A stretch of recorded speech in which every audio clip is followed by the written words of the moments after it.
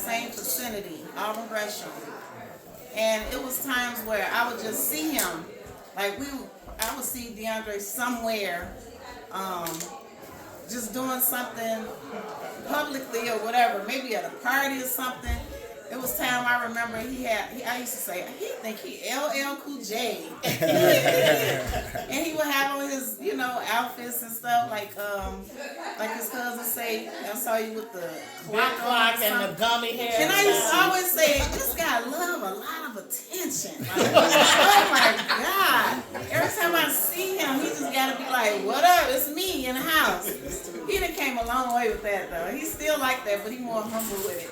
So he used to be like, oh, here he comes. It's almost like he walk in, it's like all eyes on me, that type of attitude. So he was a big little guy. But I used to always laugh though when I see him because it was funny. Like every time I would see him, it just always, and there would be times when he probably didn't know I was around somewhere and I would see him, I said, there he is, going out somewhere. And so over the years, we would just lose contact. We just never would stick because we was just younger then. And then it all connect back when I moved on 79 and Loomis, and opened up my shop. And he was around the corner on 79th, right on the corner of 79th and Loomis, and I was on 78th and Loomis. I just opened up my beauty shop, and he came around there, and it was hot.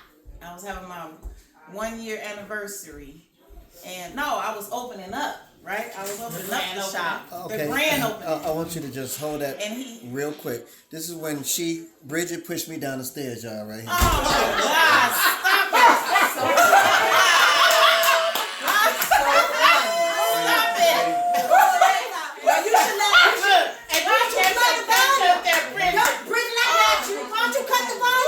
I'm trying to cut the volume. So they can hear you gotta hear the words.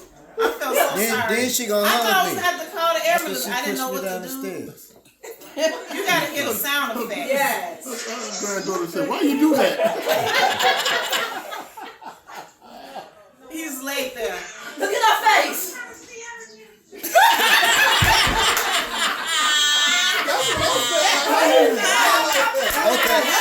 Okay, go ahead. We was talking and he just flew out the door. All right, go ahead, Bridget. Go ahead. So I had opened up my salon and wait a minute. Am I going too fast? Was it Nunu and then the shop or shop? It was the shop first. Shop first. Okay. So then he came over. He found out I had moved around the corner from him. My salon opened up. And he came over there and was like, I said, everybody was standing around like we doing, having a grand opening, and people was blessing the shop. And he came with an air conditioner. Because it's hot in my salon. And I'm just there, and I had fans. All I was thinking about, I'm going to put some fans in here until I can do better. And he came around the corner and was like, well, I got an air conditioner because you're going to need this. I still got it on video with him coming in, bringing the air conditioning in and saying his speech and blessing the shop that day. I got all my memories. I want to play that back one day. So then after that, it was just on and popping from there. We just became, I was just like, here go my friend. Yeah. Then his life changed, and the son, going back to his son. And like Barbara said, seeing him at his weakest was really, that was very, very, very, I just never probably expressed myself to you about it. But yeah, you saw, I came over every day. She should. It was like God told me to go check on him every day. I had to open my shop up. I have a part-time job with CPS. I would get off work at 8:30 in the morning, and I would come over to his house by 8:30, 9 o'clock. That was you. And just to see if he was okay for that day. Mm-hmm. And I would stay there until it was time for me to open my salon at 10. And sometimes I wouldn't open up until 10:30 because it was just times where it seemed like God was saying, stay just a little longer. Yeah. And then I started coming over and making him breakfast. And he was just sitting up, just always sitting up in his bedroom with laptop in his lap or just sitting there. And I didn't have many words. You know, I didn't have many words. It was just me and God telling me to just be there for him. I don't know what to say. I wasn't no real prayer warrior then, so I didn't have the words. But I knew that my time and my just being there for him would just pay off in the end. Like just having, you know, being there for him. So I would go there, I would sit there, and I would end up taking me a nap. And I said, okay, it's time for me to go. I said, you need anything before I leave? And then I got to the point where I said, you know what? God started pouring inside of me what to do with him. Yeah.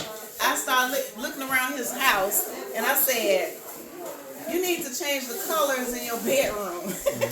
I said, I think if you do chocolate and blue. She sure did. I said, that would be really nice. Because we was watching HGTV every morning for hours.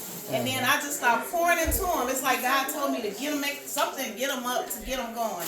And he went out shopping and came back with some chocolate and blue stuff. Then he started painting his room. Then we went to the kitchen.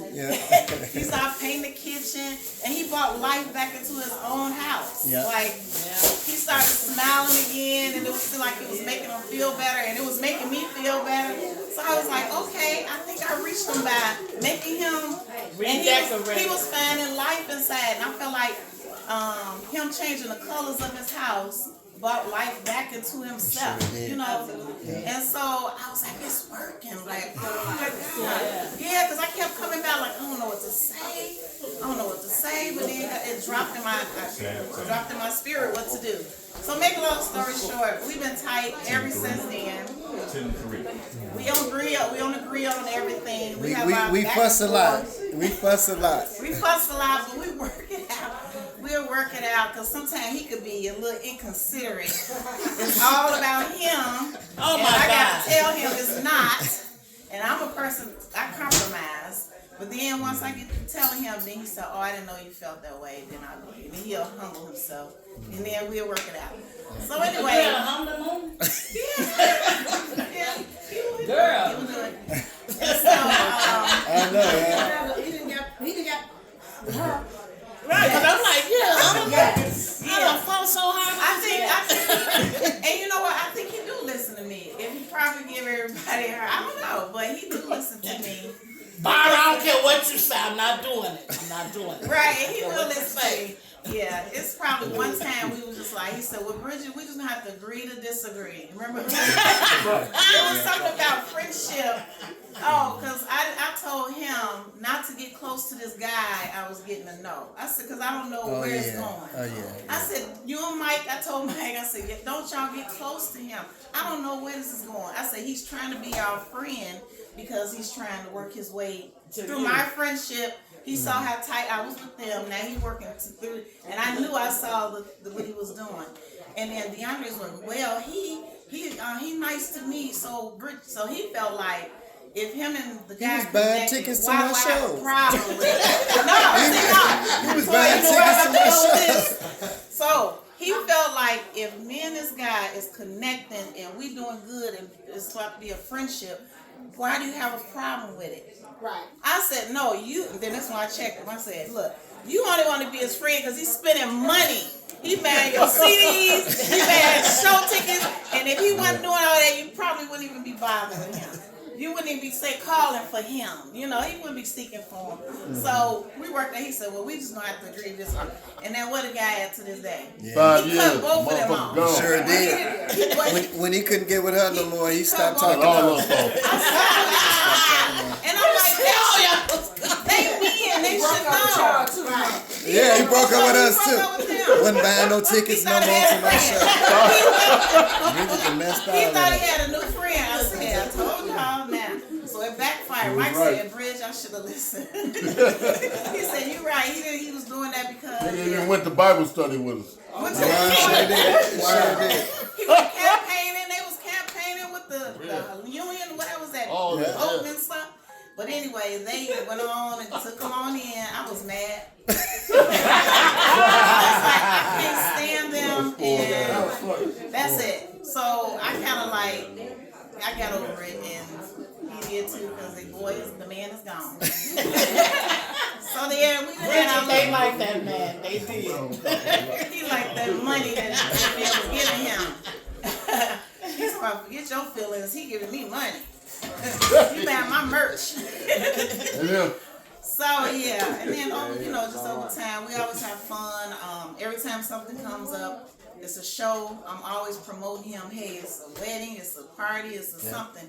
I had a vision about him and my cousin. Sure did. And Stick, her cousin is Stick, the comedian. And DeAndre, they think they're brothers. Everybody think over Simeon they brothers and they look alike and stuff. But they the coldest hot guys in Chicago right now. Poetry and comedy. So I dreamed that they both did a show together. Yeah. And I created this show. It was gonna call Best of Both Worlds. Mm-hmm. And I saw how I put the show together and how I wanted it done and everything. So I didn't put the money into my vision, which I should have done it because it was something I felt like I needed to do. But it's never too late. They know my vision. Him and Stick know my vision. I both showed it with both of them. But now it's getting ready to happen. That's right. It's getting ready to partially happen. Yeah. City Winery, y'all. Yeah, at the City Winery. This April. It's getting ready to happen. Number 2. He asked Stick to do the show with him, and it's pretty much gonna happen the way, but not all the way because it was my vision. But then I kind of like the fact that he gonna push it through because he know the whole dream I had, and so. DeAndre have been such an inspiration to me on many levels. Like right now, I used to be painfully shy. I used to be so shy. But over the years, he never knew that him pushing me was what I needed too. Even though I was there for him, he didn't know how he was really being a blessing to me as well. Like he didn't know that at that time I was coming around him, I was dealing with a heartbreak. On top of, wouldn't even share that with him because of what he was going through. But it helped me get through my issues that I had going on outside. So it kind of worked out. And then before you know it, it was just like a beautiful thing. I can just go on and on all over the place, but he made me do a radio show. It's almost like I didn't have a choice. And he got on my nerves, and I said, okay. And then I said, I'm going to get on the show, but I ain't going to say much. Okay, now I'm on the show. But then I was almost the most voiceless person on there. And so people knew my personality after they would see this. Like, oh, now I can match the voice with the face. And people was like, Bridget, I like your comments and things you would say and stuff. But he helped me with my, I always been a confident young lady. Always confident, but so shy. Yeah.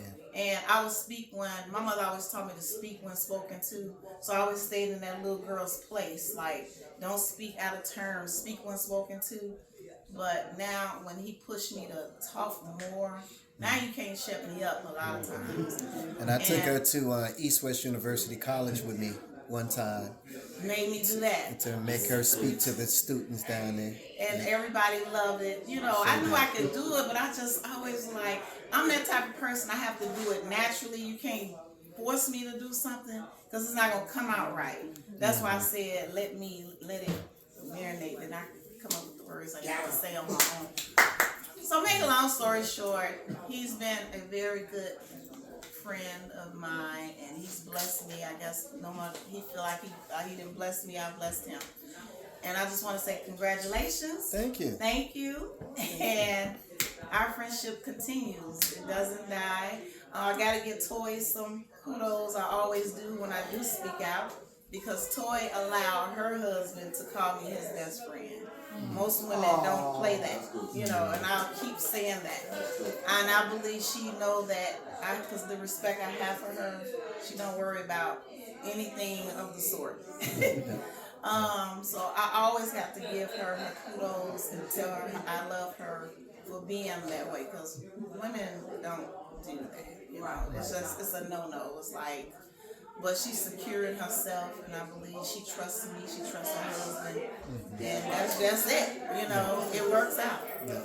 And so thank you, Toy, again for sharing your husband with me and the world, because she got to share him with the world. She really do, and she's strong about it. So thank you, and I love both of you all. I love the journey you have taken him on. I done seen you upgrade him, like everybody said, blessed him. He did become a better man with you in his life. He did, because he was doing it on his own. I can give him his credit. He was doing it. We know that, right?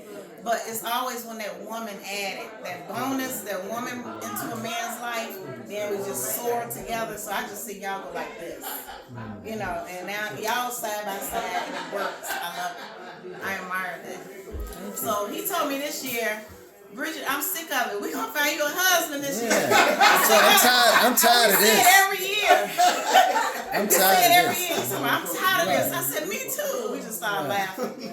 I said, I am too. I said, what's the problem? And I want to talk to him first, though. That's right. You're going to have to come into a little room. What time did you drop the bottle of beer? That's the part we're afraid of. Now, you know that you didn't just fucked up, right? No, you said you dropped the bottle of beer.